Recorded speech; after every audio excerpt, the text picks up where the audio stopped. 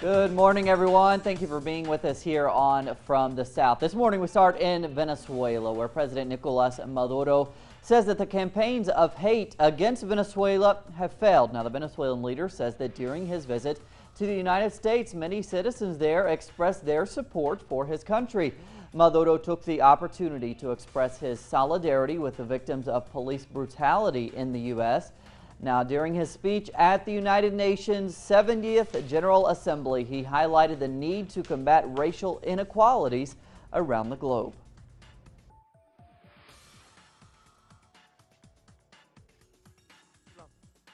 The campaign against Venezuela is relentless, but it has once again caused the contrary effect.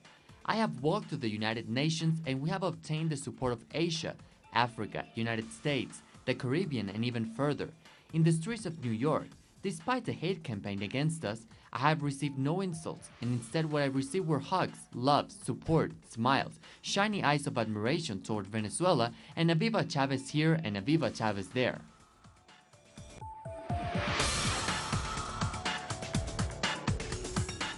The Brazilian president, President Dilma Rousseff, has reshuffled her cabinet. It's a bid to appease the government coalition and to ease the approval of her fiscal reforms in Congress.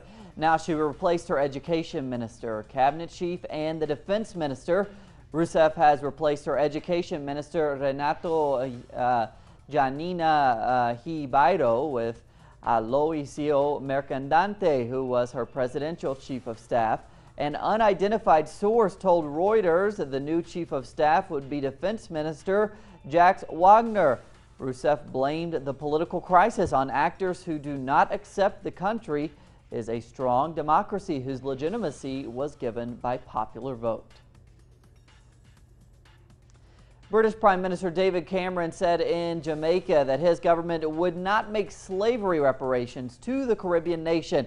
Now he asked the island nation to move on. The subject of compensation was brought on by a prominent Jamaican academic and CARICOM Reparations Commission chairperson, Sir Hilary Beckles. Now, Cameron's visit to Jamaica is the first by a British head of state in 14 years after emphasizing the importance of historical ties between the UK and Jamaica. Cameron revealed new British investment plans in the Caribbean. In Mexico now, while a federal judge announced a new arrest warrant for the extradition to the U.S. against the Sinaloa cartel kingpin Joaquin El Chapo Guzman, the Attorney General's office reported 13 drug traffickers were sent to the United States to face trial. Now, among them is the ruthless hitman Edgar Valdez, also known as the Barbie. He is responsible for many homicides, including that of 50 people he buried in one mass grave. Now, in the case of El Chapo, it remains to be seen if the Mexican courts will uphold his extradition to the U.S., given his lawyers have successfully suspended all previous extradition orders against him. Moving on, the Peruvian government has declared a state of emergency in 6 provinces after protests over a big Chinese copper mining project left 4 people dead. Now, the measure means freedom of assembly is suspended and police can now search homes without a warrant during the next 30 days. Now, the armed forces have been ordered to keep public services working by guarding critical infrastructure. Violent protests took place recently in Peru against another mining project known as Tia Maria.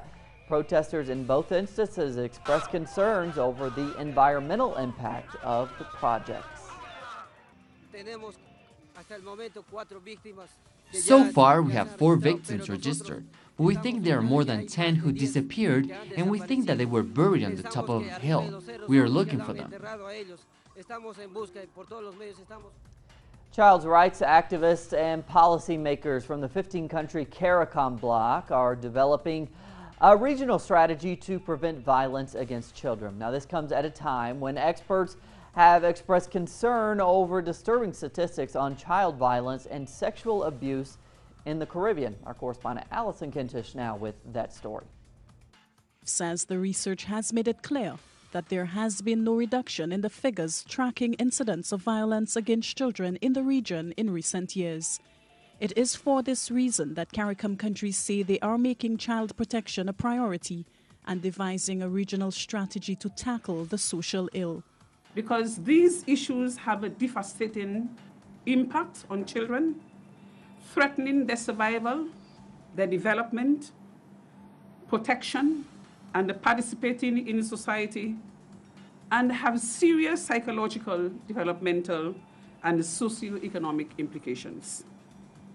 Conversely, successful protective actions increase children's chances to grow up physically and mentally healthy, confident and self-respecting, and less likely to abuse or exploit. For many islands, the biggest concern in relation to violence against children is the sexual abuse of females between the ages of 12 to 15.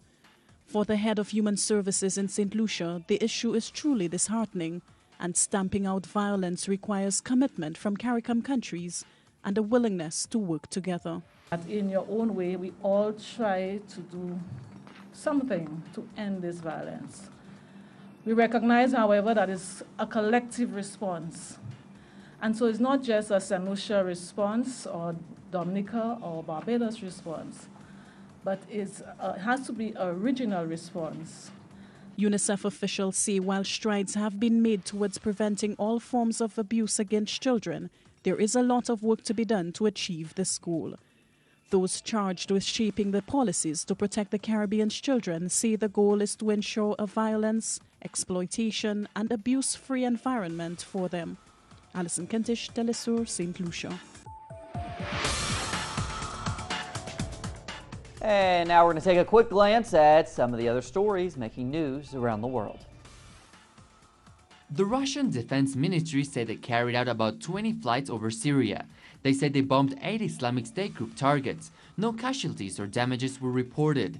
The Syrian government praised the Russian airstrikes, saying they are in respect to international law and the country's sovereignty. And they said the US-led airstrikes will prove ineffective because they are being carried out without coordination with the Syrian armed forces and are aimed at debilitating President Bashar al-Assad. Russia spoke of the need to support the Syrian leader. The situation right now is that if we don't support Assad, another country will continue to create chaos in Syria, and Islamic terrorism will spread to the whole world. The Republican presidential candidate Donald Trump has once again lashed out on immigrants and refugees. On this occasion, he said if elected president, he would deport all Syrian refugees back to their country. The billionaire has said he will deport all undocumented immigrants from the United States, referring mainly to Mexicans and Central Americans. Trump expressed outrage at the number of refugees the U.S. has said it will take in. We're going to take in 200,000 Syrians or wherever they come from. We have no idea. The sale of marijuana for recreational use is legal as of today in Oregon. This is about a year earlier than originally expected. Backers measure hope the new law will help curb the black market and the crime it implies. The law was signed July 27 by Democratic Governor Kate Brown. Oregon residents 21 and older can now smoke privately, grow up to 4 plants, and legally carry up to 8 ounces at home and 1 ounce in public. Oregon is the 5th state that has legalized recreational marijuana.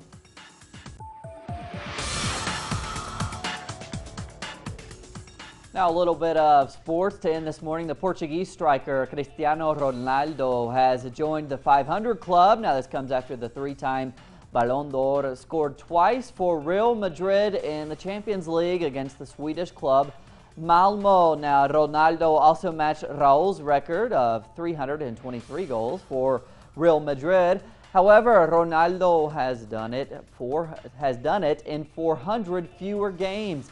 The Portuguese forward has now joined the club with such luminaries as Pelé, who scored almost 1,300 goals throughout his career. That's what we're covering on this Thursday morning here from Caracas, Venezuela. We have plenty more on all of those stories and others at our website, telesurtv.net/English. For Telesur English, I'm Cody Weddle. We'll see you back here in just a few hours.